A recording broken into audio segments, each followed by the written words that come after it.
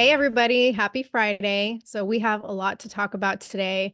But before we get into everything, Stephanie, I know you watched the RNC last night, right? Yes, which for anyone that doesn't have like the mainstream news, because I don't have cable or anything, you can watch it on TikTok or like any social media. All the news channels were streaming it. So I watched it on TikTok, and first of all, I cracked up and I wanted to text you. I'm like, I wish you had the same time zone so we could talk about this as it's going on.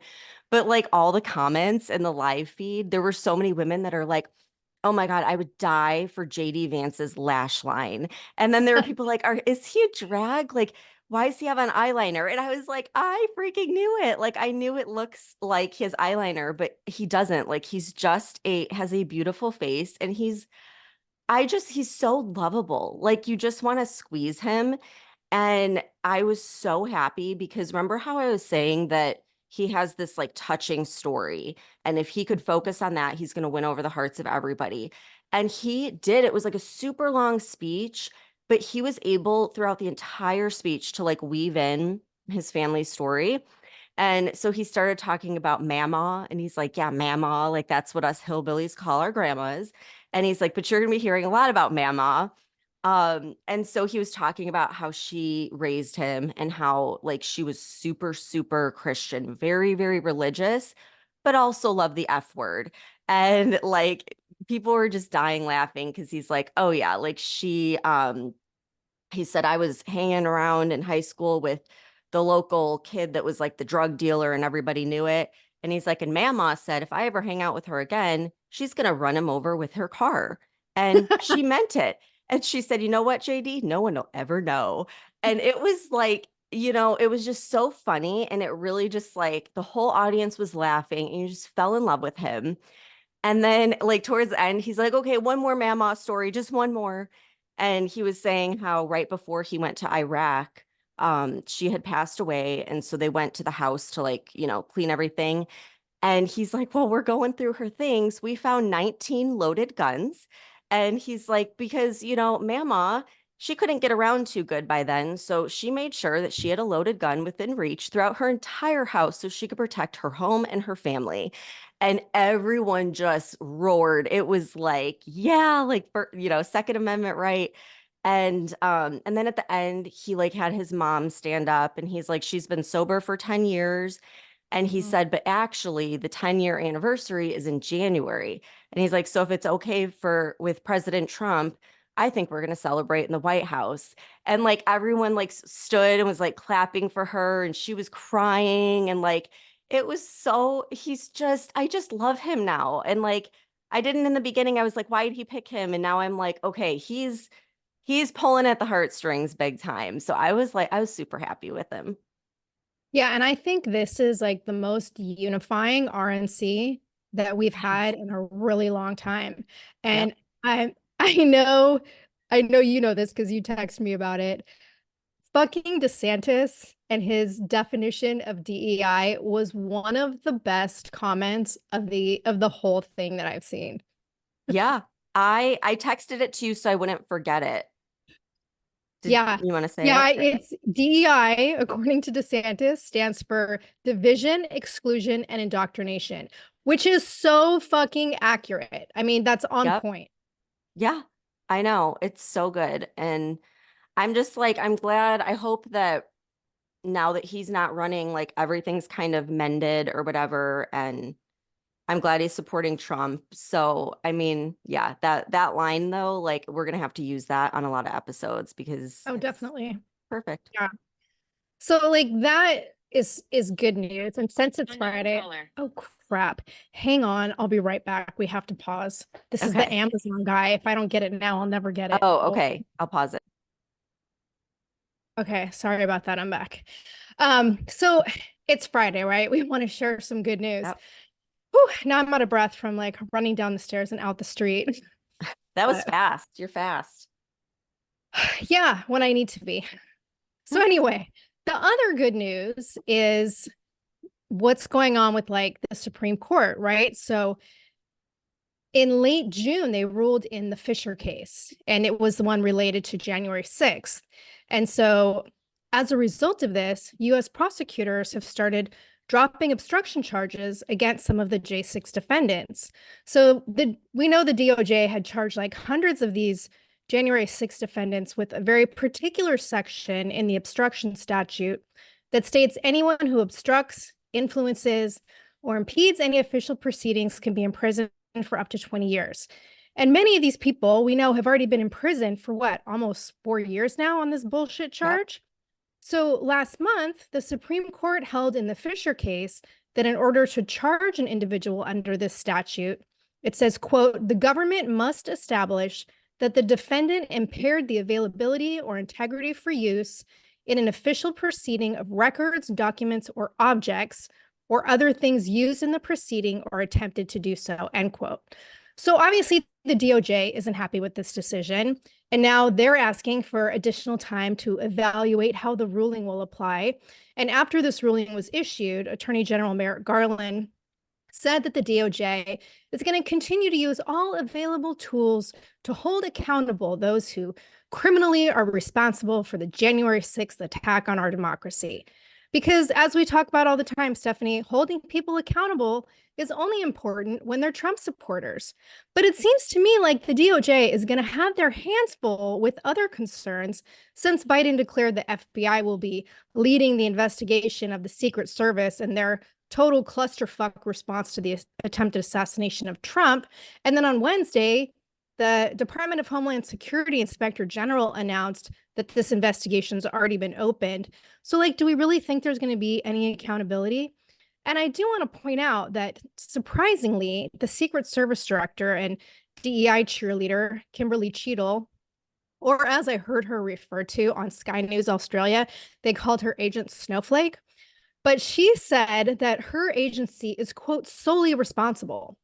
But then in the same statement, she basically blamed the local law enforcement agency for not having enough personnel, even though it was also revealed on Wednesday that Butler County Sheriff's Office had made the Secret Service aware of their lack of personnel before the rally. And then she also blamed the slope of the roof that the shooter was on as a safety factor and said that's why they didn't put an agent up there. But yet Oh, the that's shooter, going all over social media because people are like showing the roof with like the snipers, which was like yeah, more sloped. And it's like, what yes. a horrible excuse. She needs to resign in disgrace.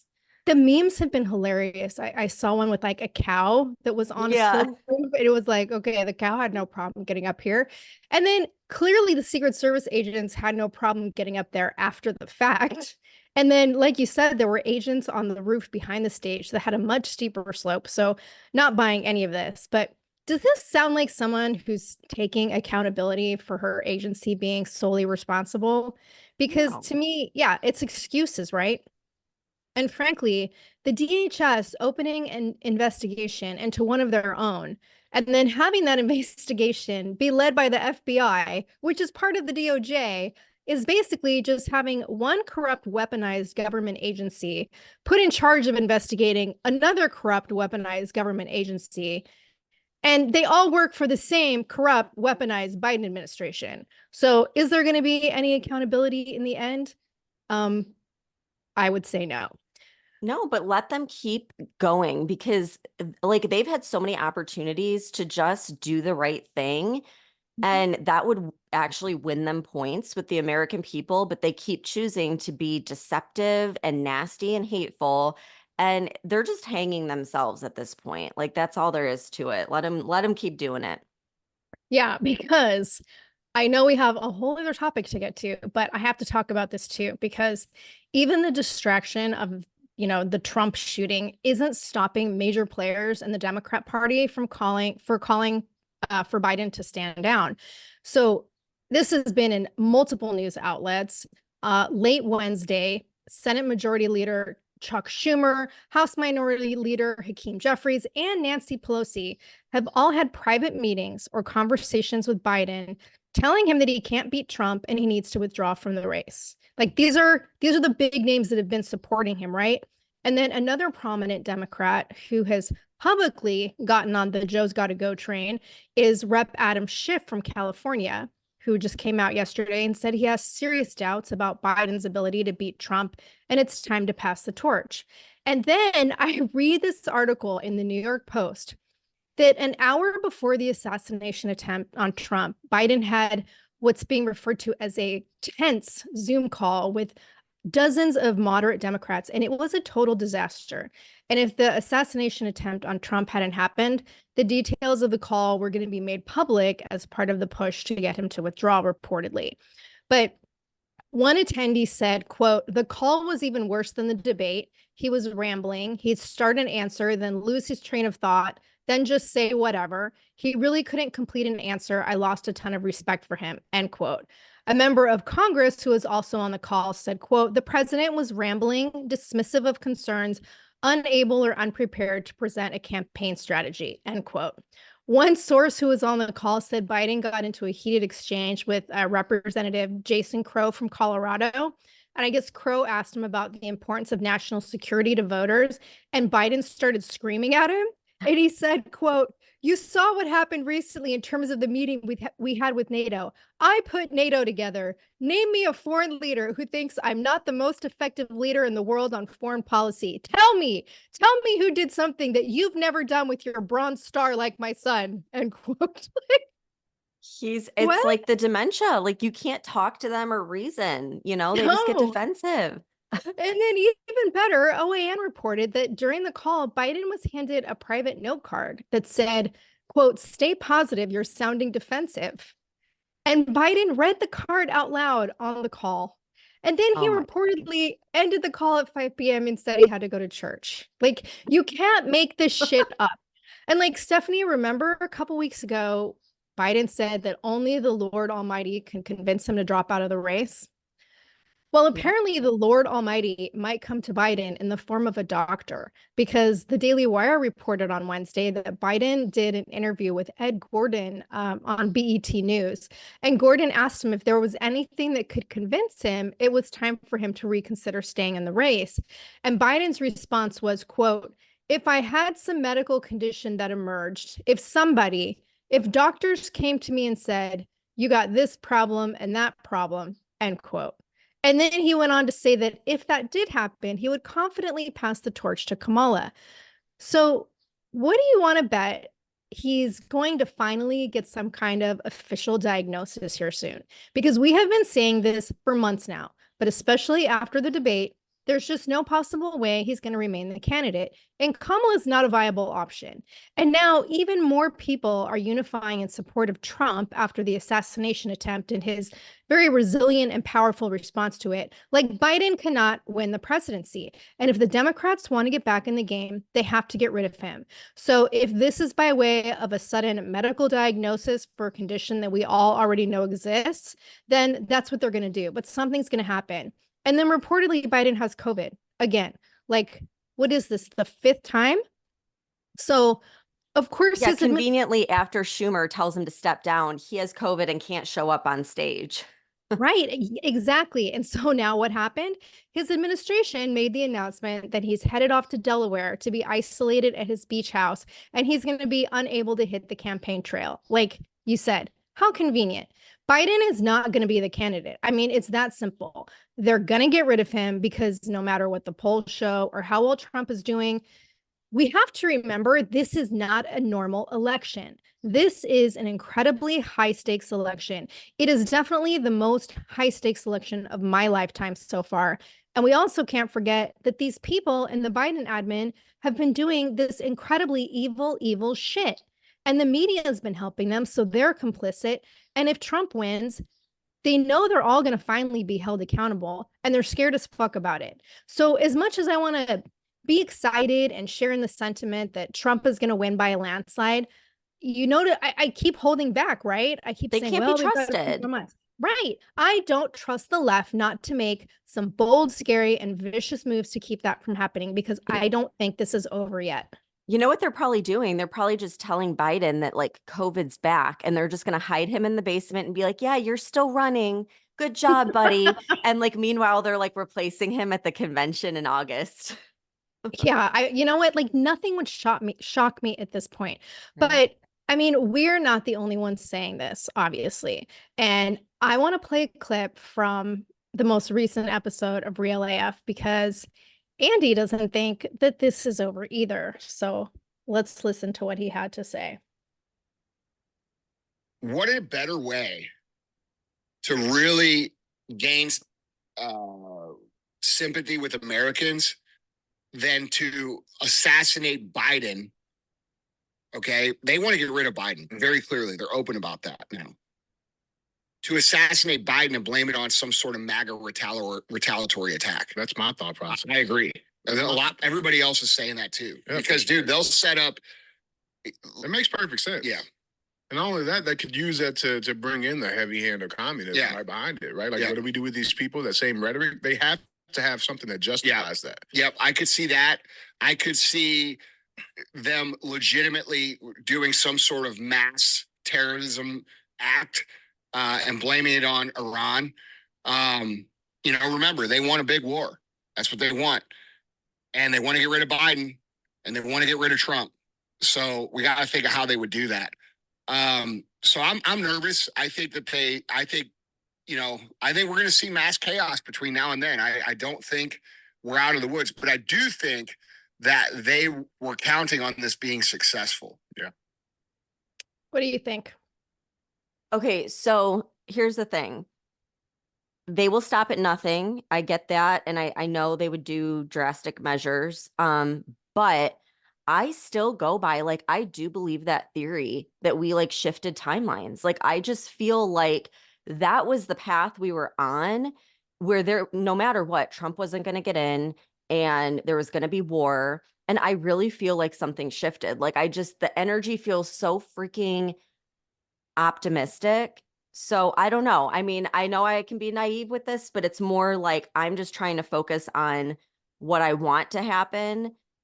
And then to keep going down this road of like something crazy that they're going to do. We know they're capable of it.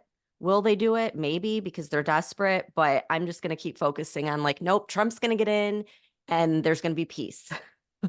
Well, that leads me to another clip, because as much as we are like talking about all these conspiracy theories related to this incident, like Andy kind of went a step further than us. And he was talking about how the assassination attempt was an inside job by the cabal and the shooter was a plant, which I completely agree with. But listen to what else he said, because I thought this was interesting. By the Democrats, and I won't even say Democrats, all right? I will say the cabal, okay? Deep state. The communist deep state cabal. Biden, Hillary, Obama, and co, all right? Klaus Schwab. All of these people, Soros, all of these people work together, okay? And my speculation is that this was 100% put in play by people like that. I don't know which ones or all of them, but the guy failed, and now they're scrambling. And the reason I think, what made me really think that this was 100% an inside job was the phone call that was made directly after it happened, okay? Biden called Trump right after it happened. And how do you think that phone call went? Trump knows everything. He was president of the United States. He has all the intel, all the data. He knows all the crimes. He hasn't spoken up about any of the stuff that Biden's been doing, hardly at all. All right. I guarantee you that phone call went something like this. Hey, motherfucker, you fucking crossed the line. And now, if you don't fucking stand down and you don't fucking quit now, I'm going to do this and this and this and this and this. And those things that he said were really fucking bad for him and everybody else. Guaranteed. Trump's not a bitch. He's not a pussy. You could say whatever you want about him, but he ain't those things. And I guarantee you, bro, he told that motherfucker, bro, I will fucking bury you. I will bury your fucking family. And because, dude, right after that, the media flipped. Biden flipped. They all started saying, we're praying for, we need to de-escalate the language. No political violence. We need no political violence. After years and years and years of Johnny Depp and Madonna and Maxine Waters and Biden and all these people talking all this shit about violence. Now we don't want any violence. Okay. Now you have Biden sitting on TV pulling down his ads comparing Trump to Hitler, doing all of these things, okay? He did those things out of fear. That was not a, oh, I know this is right. Like, you know, all of a sudden it's thoughts and prayers for Trump after years and years and years of basically telling people to fucking kill him. Okay, bullshit. These people got caught. They got caught with their pants down. They wanted to fucking reel it in as quick as possible. That was the only move. They panicked, and it really put them in a bad spot because either one, they denounce violence and they say, you know, basically without saying it, that, hey, we're full of shit about this guy. This guy's not a threat. This guy's not Hitler. This guy's not. So we denounce violence now, right? Or they embrace violence and they say, man, it sucks. And then they expose themselves for who they are. Right. So by them missing this shot, it really creates a big problem for their ability to appear to be authentic in any way, shape, or form. What do you think? Like, because I don't recall Biden giving any details to the media about the phone call, but then neither has Trump. So Trump, I wonder if that was. There was a leaked phone call from RFK Jr. where Trump called RFK. So this is why I think, like, I get what Andy's saying, because in that leaked phone call, he said he talked to Biden and Biden was being like very nice. He called it like nice or something. But you only saw like a small clip of what he was talking about with RFK. So reading between the lines, immediately I was like, he's going to do what we've been saying all along, which is partner with RFK. And I think what he was doing is trying to say, like, look, at this point, it's undeniable. I'm going to win. Drop out, join me. And he was talking about the vaccines, which is something RFK is super, you know, into. And I think he was like basically inviting him to be on his cabinet, which is like, yes, like that. But I think if RFK dropped out and they joined forces, like, I think that's what he was getting at. So everything that Trump does, like, he's very smart and very strategic, and he doesn't show all of his cards. And I think I could totally see that conversation happening with Biden. And then he's looping in RFK to be like, hey, you've got a choice. You're either on their side or ours, kind of thing. Like, that's just the vibe I got from it. But some other information came out about the whole shooting that I thought was interesting, talking about how Andy said, like, this is an inside job. First thing that's just weird, another coincidence, is that rally was the first rally that CNN live streamed. They didn't live stream any other rally. They live streamed that one. Coincidence number two, there's a video from the other side of the stage where it shows the Secret Service like ushering people out of the way before shots were fired, like in the direction where the bullet would have gone. So that's weird. That was from a completely different angle. Then, shoot, what was the third? There was another. Oh, the third thing is the day before the rally, one of the biggest investment companies, I forget the name of it. It's a private company, but they've got a ton of money. They shorted Truth Social stock, DJT stock, millions of dollars. It was the biggest short they've ever done in their history the day before the shooting. And so everyone's like, well, if he would have died, Truth Social would be like done for, right?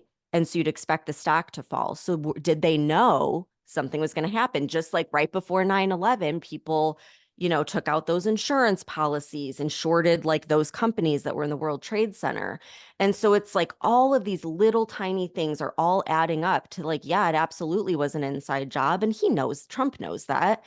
And I think Andy's right. He's got a shit ton on them, and he's probably letting them know that, like, yeah, he's not going to fuck around anymore.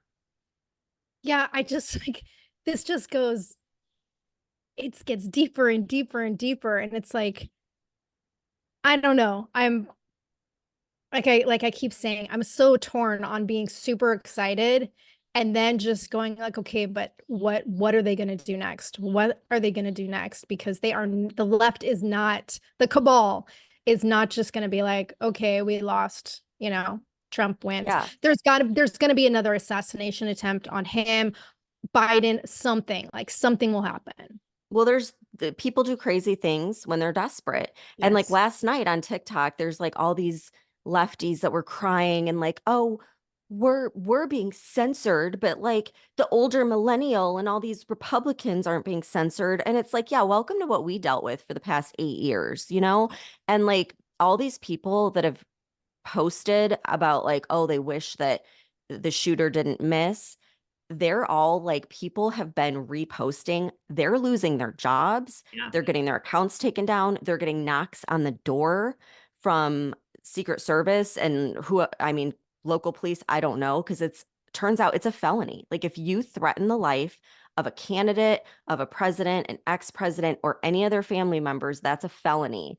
And it's like starting to bite all of them in the ass. So it's like, I feel like they're going to do whatever they can to maintain power, but I feel like the house of cards is just, it's falling too fast. They can't juggle it all. They're done.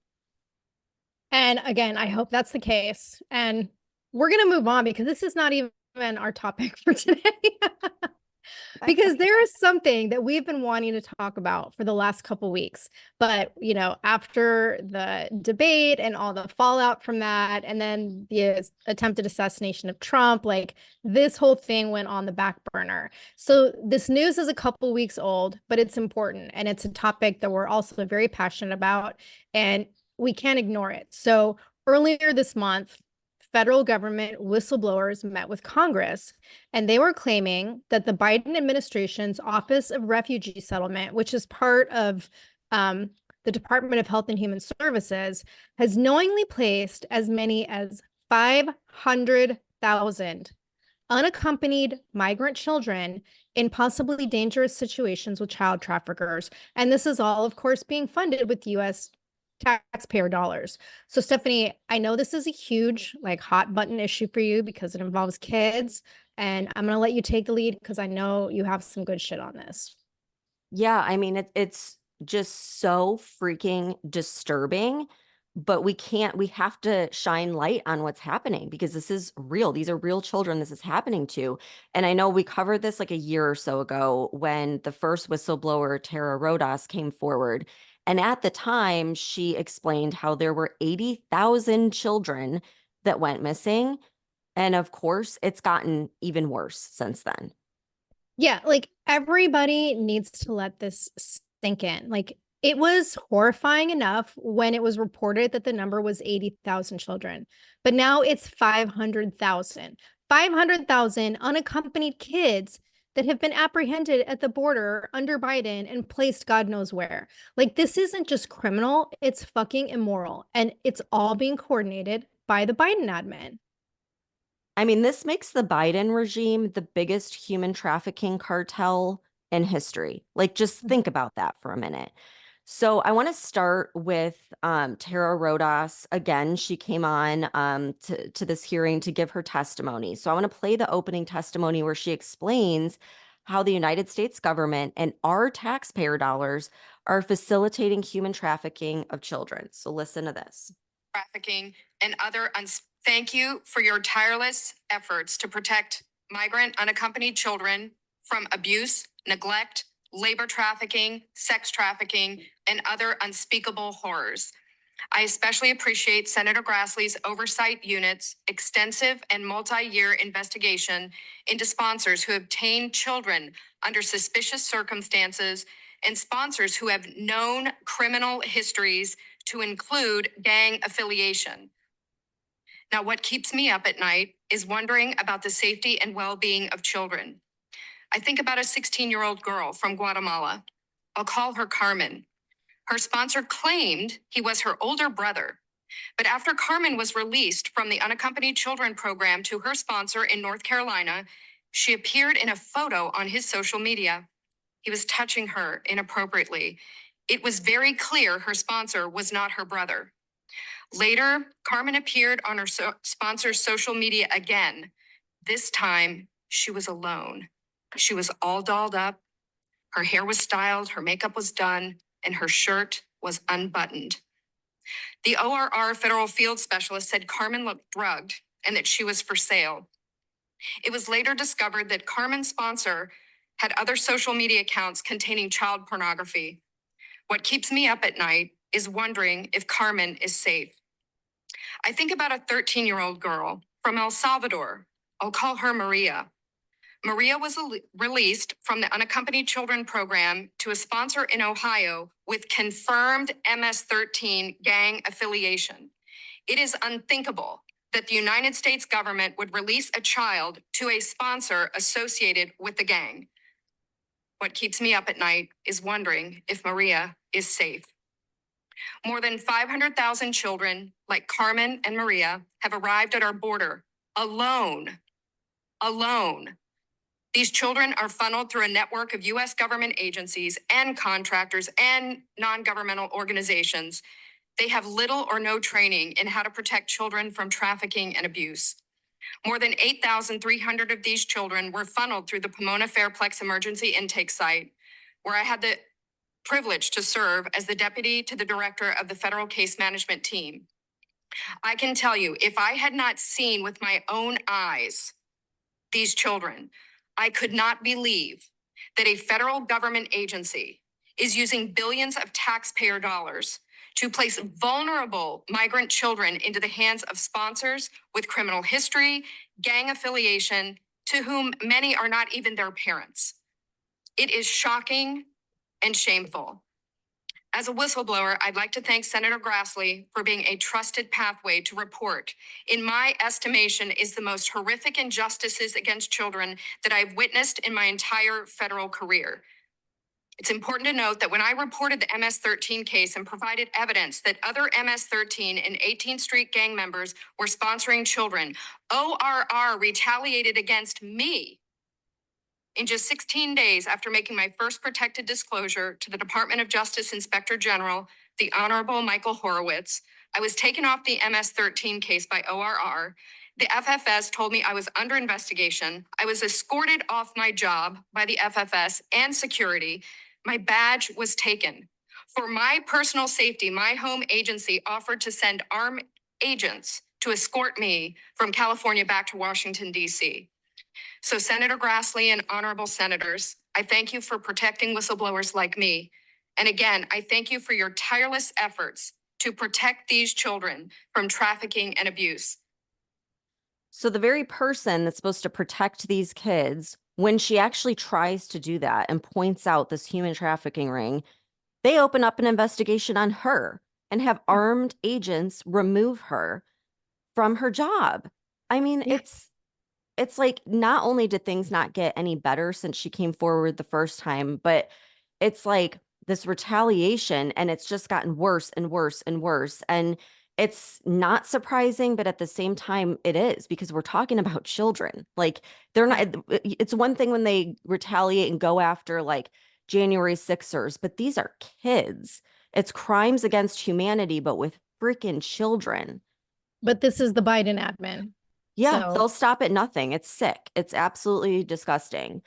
So now I want to play the opening testimony of Deborah White. So she's the new whistleblower that's calling out HHS and the Biden administration for human trafficking.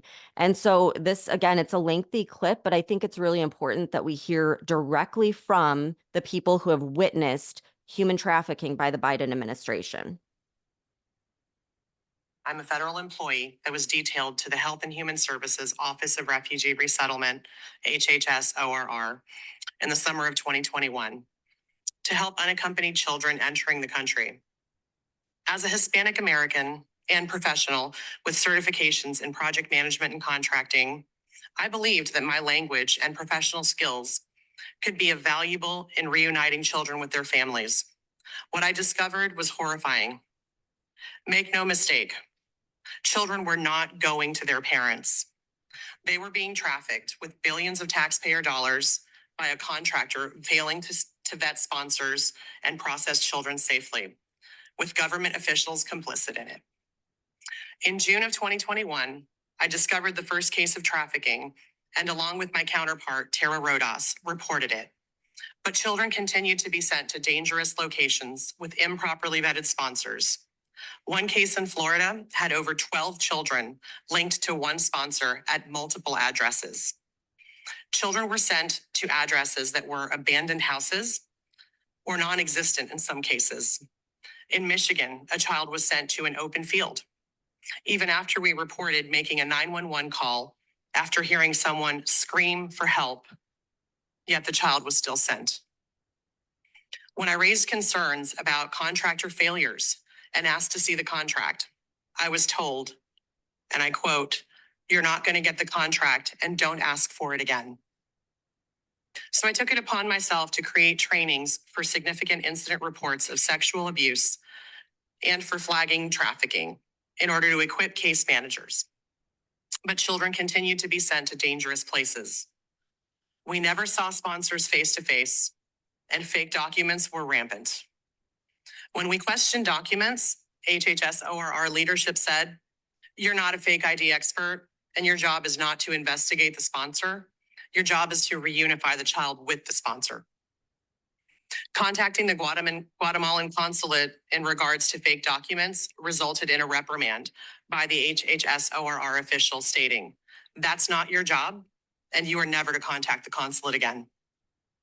When I checked on a child's welfare at another facility, I was told, and I quote, "Do not do that again. Once these children leave here, they're gone, and they are no longer your responsibility." 30-day wellness calls required by HHS ORR policy revealed that many sponsors no longer had the children in their custody, and many case managers became frantic. But HHS ORR leadership instructed us to stop doing the 30-day calls and stated that they would be done at the National Call Center from now on. Repeatedly, the program prioritized speed over safety. HHS ORR and Cherokee Federal, the prime contractor, created a quote-unquote strike team to remove children faster, ignoring warnings that came from case managers that children were being trafficked. As a certified project manager and contracting official, I could have ensured that the contract terms and conditions were upheld, but my offers for help were repeatedly rejected. Cherokee Federal staffed the site with several unqualified, unvetted, and quite frankly, dangerous contractors with access to vulnerable children that did not get the appropriate support, services, or humanity that they deserved after a most treacherous journey. I have seen these children, I have interviewed these children, and I have stories that will haunt me for the rest of my life. The HHS ORR program is the biggest failure in government history that I have ever witnessed. Despite raising case after case of trafficking, HHS ORR leadership and the contractor allowed children to be trafficked on their watch, and the taxpayers continue to fund it. I plead with you to give these exploited children a fighting chance. Please save them and investigate this program. We've spent countless hours with Senator Grassley's staff as part of this investigation. Despite these tremendous efforts, children continue to be trafficked into America, and we are paying for it. Please understand, this is taxpayer-funded child slavery, sanctioned by our government and brought to you by NGOs like Cherokee Federal. We are the United States of America. We can do better, and by God, we must do better. I cannot stand by and do nothing while children's lives are at stake. Can you? Wow. And she's right. Taxpayer funded slavery. So, think about when slavery was in this country and people would buy children. How is this any different? That's exactly what's happening. And not only is the Biden administration ignoring it, they're facilitating it, and they're silencing the people that actually want to help these kids. Right. Yeah, it's when you have someone that's literally trying to do the job that you hired them to do, and then you're telling them that they can't do their job, there's a fucking shady reason for it. I mean, always. Yep. And during this investigation, Senator Chuck Grassley, you know how she was talking about MS-13?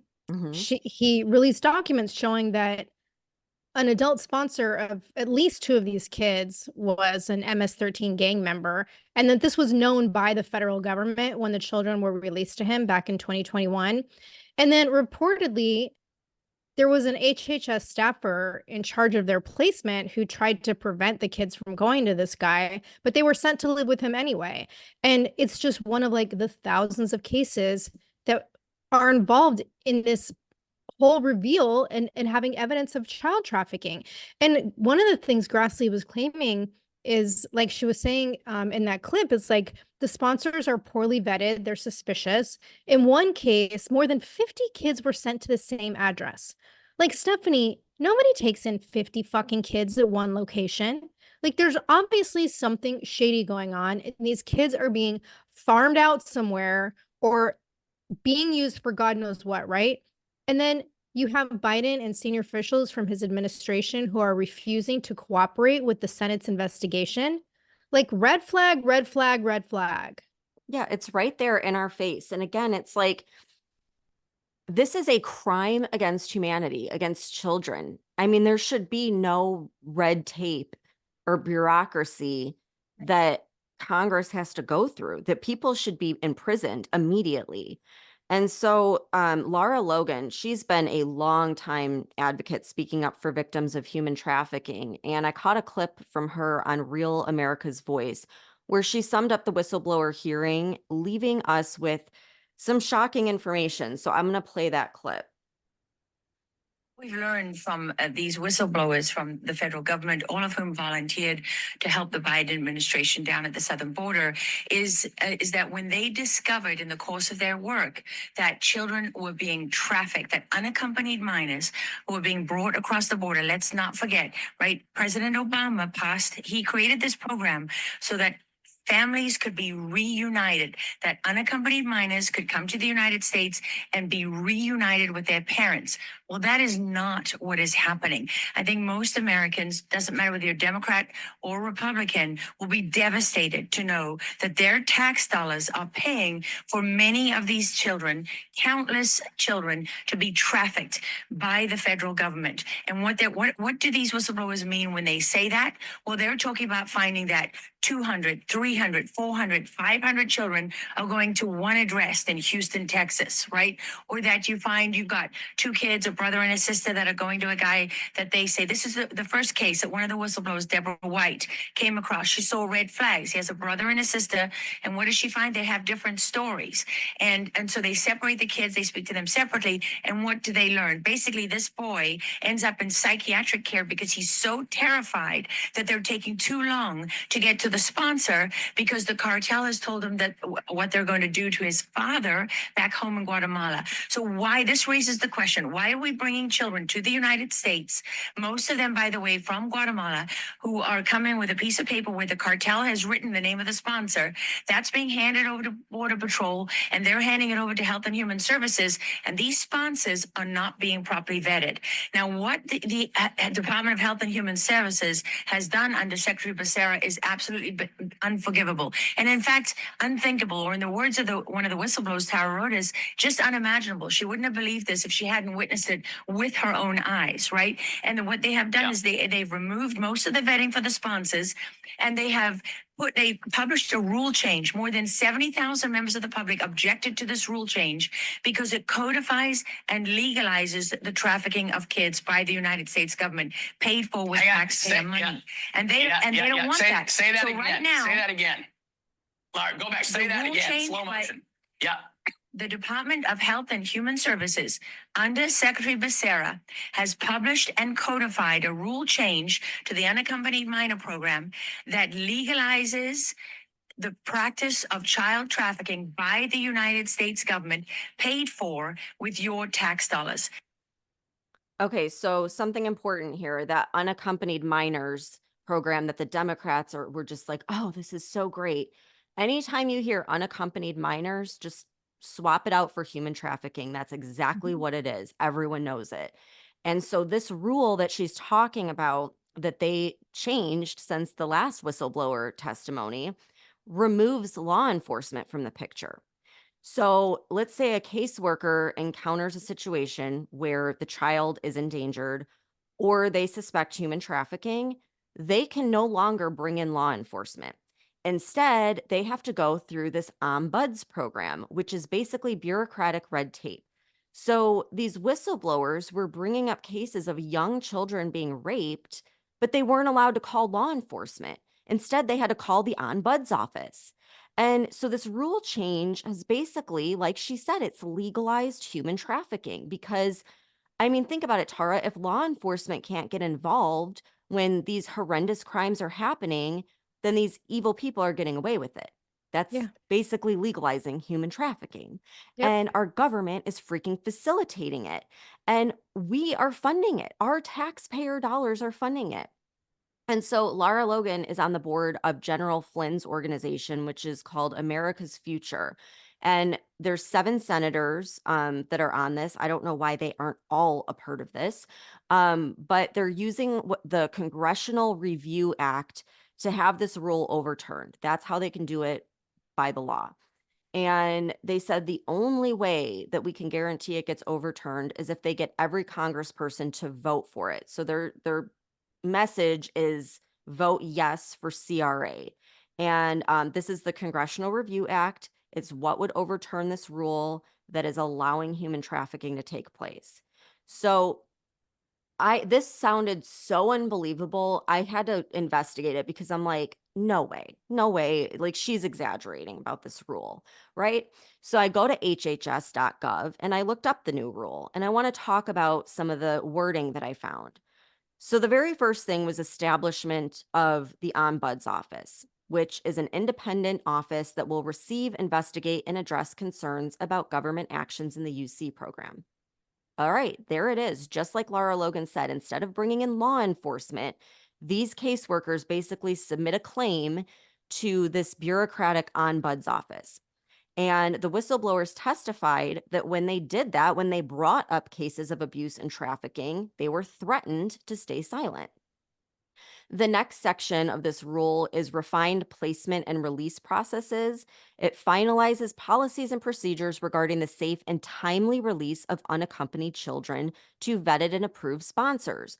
So the way that I'm reading this is exactly what Biden keeps saying, which is that they don't want to stop it. They just want to speed up the process of these kids. They want more and more and more of them to come in quicker.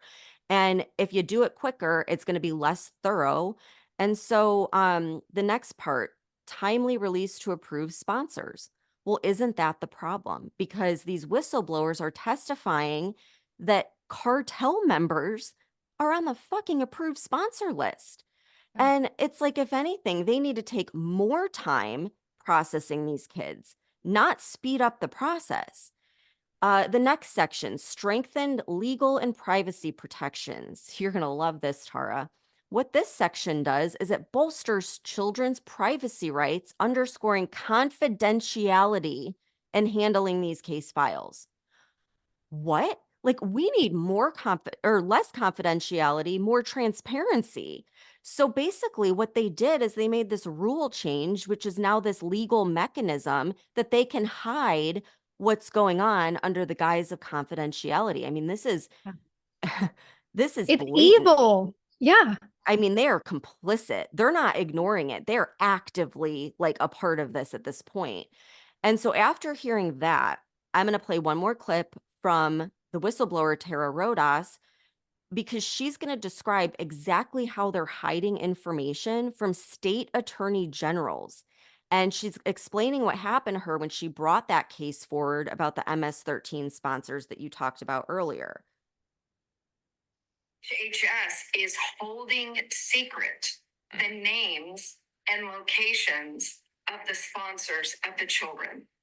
It's unthinkable that there are attorney generals, like my attorney general in the state of Virginia, Jason Miyares, has been asking repeatedly. There are children. We have 22 children missing in a small town here in Virginia of Culpeper, and HHS refuses to give the critical information to the states that could save the children. HHS is holding this data hostage. They won't allow anyone to see it because they know once law enforcement and the states can see what's happened to the children, that there is no rug big enough in the universe to put this under. When HHS let you go, what was their rationale and how did they justify that to you? So what they claimed as cover for action. So I reported the first case of MS-13, of a known affiliated MS-13 actor on our site who was attempting to sponsor 2 young teenagers, 13 years old, one from our site and one from the Fort Bliss emergency intake site. As soon as I reported that case, that's when everything changed. I went from being, they appointed me to the deputy of the director for our case management team. I was highly trusted, highly valued in all of the top executive meetings. They valued my input. They brought me in on meetings with the executive office of the president, the U.S. Digital Service. But the moment I reported that MS-13 case, it took them less than 3 weeks to swiftly accuse me of wrongdoing completely falsely, and then threaten me with investigation and walked me off the site with security. So she went on in that interview to say, they were making an example of her that, hey, if any of you speak up about what's going on, we're coming after you. And just think about that. Since the last whistleblower testimony where we found out that 80,000 children were missing, the attorney generals get on board and they're like, we're going to go find these kids. And our government is willfully withholding the address that they sent these children to from the attorney generals. Like, how much more complicit can you be? Yeah. So something else that Lara Logan was mentioning was that almost all of these human trafficked children are Guatemalan. So I did some digging and found one article. I mean, no one's reporting on this stuff, which is just mind blowing. But there was one article from the AP News that said in Guatemala City, Guatemalan prosecutors raided the offices of a nonprofit called Save the Children. Now, this is interesting because when I tried searching human trafficking of migrant children, of course, like I said, there were hardly any news articles on it, but almost every search result that did show up took me to savethechildren.org, which I could immediately tell this was not an organization helping children. It was one that facilitates human trafficking. Okay, so their website states, quote, many children attempting to cross the U.S.-Mexico border are asylum seekers, left with no choice but to flee their homes. Seeking asylum is not a crime. Every child has a right to safety, protection, and a future, regardless of who they are or where they're from, end quote. So back to the raid of their offices in Guatemala, Guatemalan prosecutors claim that Save the Children and a number of other NGOs, quote, could be participating in child trafficking operations, end quote. The Guatemalan Attorney General's office wouldn't go into too much detail because obviously the cases involve children. They did, however, ignore diplomatic protocols going around the Biden administration and straight to Texas Attorney General Ken Paxton to aid them in the investigation. Imagine that. They don't trust, they're willing to ignore international diplomacy to go around the Biden administration. What does that tell you? So Paxton released a statement saying, quote, the chaos at the southern border has created an environment where NGOs funded with taxpayer money from the Biden administration facilitate astonishing horrors, end quote. So I want to play a clip. I know lots of clips, but this is important. This is from a congressional hearing where Congressman Davidson calls out Secretary of State Antony Blinken for retaliating on Guatemala after the Biden administration was called out for human trafficking. Very interesting. Pay attention to this. Let me turn to the influence that is going on in Guatemala. You were recently there, and just before your visit, members of the Guatemalan Congress were threatened by our embassy there that they would lose their U.S. visas, and their kids who are studying here would lose their visas to study in America if they didn't support removal of Guatemala's Attorney General. Do you think the United States should be manipulating members of a foreign Congress in this manner? Not a question of manipulating members of foreign Congress. It's the fact that in the recent election in Guatemala, there was a very strong attempt made to prevent the democratically elected president of Guatemala from taking office. There was an attempt to disrupt the inauguration of that president. And if we stand for democracy anywhere, we have to stand for it everywhere, including in Guatemala. So is the State Department's opposition to the Attorney General at all related to her recent investigations to determine if the Biden administration's complicit in the trafficking of children into the United States? Nothing to do with that? Correlation, not causation? That is absurd. That is absurd. That's exactly what it has to do with. They're calling the Biden administration out on human trafficking. And so they go and attack their country, basically. Like they're completely trying to ruin them now. Yeah, because that's what the United States does. They bully anyone who doesn't go along with their agenda. I won't say the United States right now. I'll say the Biden admin. Yeah.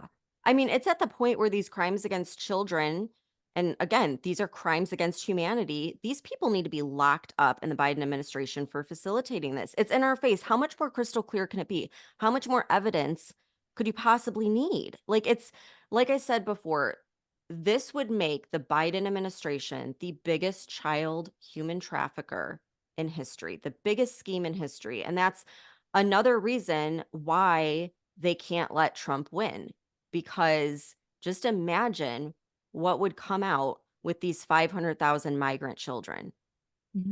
They're going down eventually, Yeah, hopefully. it's like it's so much bigger than we knew, right? Like, going back to the original 80,000 number, like, this is insane. And it goes beyond just the Biden admin, because this investigation's been going on for what now, 17 months? And it clearly shows the link between multiple departments in our federal government working with all these various NGOs to send these kids to live with people that are not properly screened or vetted, who have criminal backgrounds. They often have a history of conviction for sexual crimes involving children. And it shows the link between private companies and the corporations that have been employing minors in cheap labor and dangerous jobs, even like the ones that, we supposedly know about aside from the sex trafficking. So they're all complicit in this giant trafficking ring. And I don't know if you saw this, Stephanie, but after the information was revealed, Senator Bill Cassidy from Louisiana, he's now demanding answers from the Office of Refugee Resettlement, because 4 migrant children placed into custody have died since March of this year. And despite their deaths, the ORR hasn't done anything to change their policies about care of migrant children, nor have they provided any kind of explanations about their deaths. And it's like, how can anybody with a conscience or even a minimal sense of morality defend or continue to support the Biden administration knowing this kind of information? Like, it's fucking inhuman. Yeah, absolutely. I mean, I think regardless of political affiliation, we can all agree that children are off limits. Children should be protected. I mean, any human being with any type of morals knows that. So I want to ask every single person listening, this is what you can do, okay? Contact your state representative and senator.